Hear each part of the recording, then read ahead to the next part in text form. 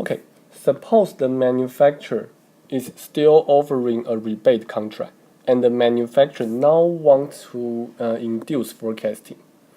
Then the retailer will have the private demand signal. So the manufacturer must offer a menu of two contracts, a high contract and a low contract for the retailer to self-select. Okay? And then we expect that if the retailer sees a high demand signal, the retailer will choose the high contract. Otherwise, the retailer will choose the low contract. We need to make sure that our contract, our menu is incentive compatible so that we may solve the problem to find the optimal menu. So now the manufacturer need to ensure four things. First, let me say it in this way. There will be four kinds of constraints. We know because the retailer has private information, we have the adverse selection problem, right? So we have IC constraints and IR constraints, not very surprising. And also because we have that moral hazard problem. Okay, we need to make sure that the retailer prefers forecasting. So for moral hazard, we will also have a set of IC and IR constraints. That's basically what we need to have. So in this case, the manufacturer will need to solve this optimization problem. The first two constraints are the IC constraints for adverse selection. For the retailer to choose the contract intended for him and for her after forecasting. So the retailer can see whether he is a high type or low type guy. If he is high type, we need to induce him to select the high contract. Otherwise, we need to induce him to select the low contract. Also, these two contracts must be good enough. So these are the IR constraints. And then lastly here, we are inducing forecasting. What's that? This is the expected profit under forecasting. If I find a good signal, I should choose the high contract. Otherwise, I will know that the demand is not very good. I will choose the low contract with a lower quantity. Okay? And then I need to pay for the cost. No matter what will be the outcome, I know this is my expected profit. This must be greater than doing no forecasting, but selecting the high contract. This should also be greater than doing no forecasting and select a low contract. Okay? So these two are the IC constraints to ensure forecasting. These two are the IC constraints for dealing with the moral hazard problem. Finally, we have one IR constraint for the moral hazard problem. So that problem is definitely somewhat complicated to solve. But anyway, if you read this paper, you can see there is still a way to solve this problem analytically. So we can still see we have an optimal solution. We know how to design the optimal rebate contract to induce forecasting. Okay, somewhat very complicated. But here, please let me highlight two things. For high demand guy, the outcome is efficient. For the low demand guy, there is no return. Let's try to see why. So we want to differentiate agents through contract design. So we need to provide incentives for them to tell the truth. Okay? How may we ensure that? Is that we need to first see what's the incentive for them to lie, or between the two types of agent, who has the incentive to lie? Think about this. You are a retailer. If you see the demand signal and your manufacturer asks you whether you are having a good signal or a bad signal, you will always say there is a bad signal. Okay? You will always say that the product is so unpopular. There's no people want to buy this product. So that if you really want me to sell your product for you, you need to pay me a lot. Okay? There's no reason for you to say, hey, there is so much demand. All the people love your product. You don't need to you don't need to pay me anything. I will sell the products and I will do all the work for you. Okay? You will never do that if you are the retailer. So we know it's the high type retailer that tends to pretend to be the low type retailer. Okay? This is something we can expect and we can interpret. So then that's why we will have the results like this. So for example, what's this? This basically is efficiency at top. Here, top is the guy that is more advantageous. Top is the guy that is observing the advantageous signal. It's the high type guy. Okay, it's the one that has the incentive to lie. The low type guy has no incentive to lie. So that piece of private information somehow is not profitable to him. But the high type guy will be profitable by seeing a high signal. So that's why we have QHI equals QH star instead of having QLI equals QL star, because we have efficiency at top but distortion at bottom. To see distortion at bottom is something here. Okay, RL is going to become 0 while RH is positive. I shouldn't say it's distortion at bottom, but this shows that when we want to induce forecasting, then for the low contract, there should be no rebate, right? Why is that? Because if you offer a rebate, a positive rebate, to the low type retailer, then the high type retailer will have more incentive to pretend to select the low contract. Why? I suppose you are observing a good signal. That means you are optimistic about the demand. You think the demand is going to be high. There will be a lot of people coming to buy the product. If that's true, you always prefer a high bonus, high sales bonus, right? If you expect the demand to be high, you always prefer high bonus. So if we want to prevent the high type to mimic the low type, then we need to cut down the bonus for the low type and also cut down the quantity for the low type. So that's why there is no reason to offer any bonus to the low type, because any bonus to the low type simply increase the high type's incentive to mimic the low type. That's not good. And also, we should cut down the low type quantity. Again, it's the same thing. If you think the demand is high enough, then you will always prefer a high quantity, because that's going to generate sales. So if we cut down the low quantity, that's going to help us induce truth telling.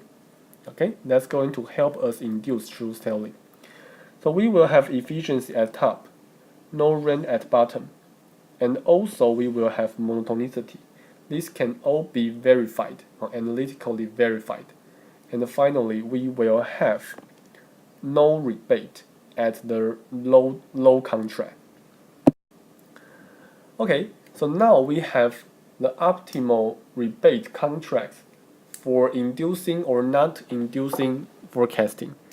We will be able to do a comparison regarding these two options, and then we will decide whether the manufacturer wants to induce forecasting or not. So let's denote the outcome, the manufacturer's expected profit under inducing forecasting, and under inducing no forecasting as a function of K, as a function of the forecasting cost. Then we know forecasting should be induced if and only if MF is greater than MN, right? We probably cannot fully characterize MF and MN in closed form because the problem is not so easy. But we can see the following two things. First, when K is 0, MF is greater than MN. And that's very simple. If there is no cost for forecasting, it would be very costly to prevent forecasting. So MN in this case would be small because you need to design a very weird contract to induce no forecasting when forecasting cost is 0. So if there is no forecasting cost, you would prefer to induce forecasting. And also when K goes up, inducing forecasting becomes harder, so MF is going to decrease. Also, when K goes up, MN is going to increase. Okay, so at the beginning, MF is greater than MN, and then MF will go down, while MN will go up. So at a certain place, we must have a threshold, okay, KR, such that if K is smaller than that, the manufacturer prefers to induce forecasting. Okay, this is intuitive because we should induce forecasting if and only if it is cost effective to do that. Okay, if and only if it's cost effective to do that. Then we can see a lot of interesting things with rebate contracts. So first, the manufacturer may prefer a retailer with a high forecasting cost, as here. So this graph or this figure is prepared with a particular numerical result or a numerical example. Okay, we can see that there is a cutoff, right? Below the cutoff, the manufacturer will induce forecasting. Above the cutoff, the manufacturer will induce no forecasting. Above the cutoff, basically the manufacturer will earn more when the cost becomes higher. Okay, so what does that mean? You are the principal, he is the agent. If his cost of forecasting is higher and you prefer no forecasting, then it's very good because his ability of obtaining private information is weaker. He needs to pay more to obtain private information. Okay? Then of course you will earn more money because his threat just become weaker and weaker. So as a manufacturer, we may prefer a retailer with a high forecasting cost. Typically this is not surprising at all, because you are somewhat competing with your retailer. If your competitor becomes weaker, it's possible for you to become happier. Okay, so that's some explanations. It's more interesting to see that even the retailer itself may also benefit from a high forecasting cost. Okay. Why? So again, we have the cutoff here. Below it, below the cutoff, the manufacturer induced forecasting. Above the cutoff, the manufacturer induced no forecasting. Here, if the manufacturer tries to induce no forecasting, okay, then when K goes up, the retailer's profit is going to decrease and decrease because it is harder for the retailer to have a threat about obtaining private information. Okay, so when K goes up, the retailer's profit simply goes down if the manufacturer prefers no forecasting. Okay, but what happens to the case when the manufacturer wants to induce forecasting? If the manufacturer wants to induce forecasting, then the manufacturer needs to compensate the retailer for doing that. That's why here, the retailer simply earn the same thing, because those additional costs to do forecasting will be covered by the manufacturer. So the retailer will simply earn the same thing. If you go back to the previous slides, you will see the manufacturer's profit is a linearly decreasing function in this particular region. Okay, that's because the manufacturer is compensating the retailer for forecasting. Okay, and then when we go across this particular threshold, when K goes up from here to here, the retailer's profit jumps to a higher level. Okay, so that means the retailer would prefer to have a higher cost. Okay, that may be non-intuitive at some moment, but if you think about it more carefully, it can be understood. Because from here to here, the manufacturer's preference changes. The manufacturer finds it less profitable to induce forecasting. And that's why when the retailer has a higher cost, she can earn more. Okay? Because the manufacturer's preference simply changes. So that's why the profit function here is uncontinuous. Okay? So when we have a decentralized system, and when we have some discrete choices at either this player or that player, we sometimes see this kind of profit functions. The last thing we want to address is that rebate contract unfortunately cannot coordinate the supply chain. So what does that mean? We see this based on the forecasting decision. There is a threshold that under which the manufacturer prefers forecasting, and above it, the manufacturer prefers no forecasting. There is another threshold that describes the preference of the system. Okay, and because the two thresholds are in general different, so there will be a region, okay, the region here, so that the manufacturer prefers forecasting, but the system does not. And the system has found it not cost effective to do forecasting in this region, but the manufacturer thinks in a different way. The manufacturer still finds it better to induce forecasting. Okay, so this can be viewed as an incentive misalignment between the manufacturer and the channel, and that's how the integrated system and the decentralized system would somewhat be different.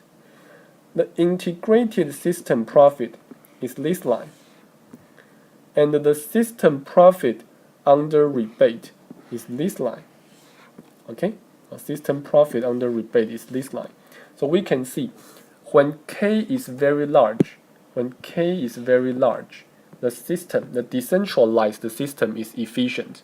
Okay, because we should not forecast, and both the manufacturer and the retailer agree about that. So no one wants to do forecasting, and then there is no private information, there is no moral hazard, everything is fine. Otherwise, as long as the K is not so high, there will be some distortion about the system profit, and the system is not efficient. Okay, the system is not efficient, the channel is not coordinated. Okay, so a brief summary about rebate contracts. The manufacturer should not blindly try to find retailers with low forecasting cost. It's not always a good idea to collaborate with a strong guy, because that strong guy may easily get information advantage and hurt yourself. Okay? Also, the retailer should not blindly try to reduce the forecasting cost, especially when the reduction across the threshold KR. We know things may change significantly at that point. In practice, a manufacturer may try to reduce a retailer's forecasting cost. For example, the manufacturer may simply buy a new information system and install it to the retailer site as a gift. Or the manufacturer may share some product information with the retailer. The manufacturer may choose to do something to reduce the retailer's forecasting cost. But if you are the manufacturer, you should try to do that only when the retailer is already having a low cost. When the retailer's cost is low enough, you prefer that guy to do forecasting. Then there is some reason for you to help him improve his forecasting capability. If you prefer the retailer not to do forecasting, then reducing its forecasting cost is simply hurting yourself. Okay? Finally, all these conclusions are made when the manufacturer is restricted to rebate contracts. We need to also analyze the return contracts. We need to also analyze the optimal contracts, because no one says a rebate contract is optimal, right? Maybe, for example, the return contract is more beneficial. Then we don't really care about rebate contract. Here, we went through some analysis, and the outcome seems to be very ugly. Okay, those formulas seems to be very ugly, but we do not try to train you to become those kind of mathematicians that can solve problems like this. But please try your best to understand the intuitions behind those solutions. Why we have, for example, efficiency at top. Why sometimes the rebate should be zero. Why this, why that, why this, why that. Everything behind those symbols has some intuitions and implications, and we may even deliver some managerial insights through our analysis. Being able to interpret and understanding those intuitions is the important thing in this course. Thank you.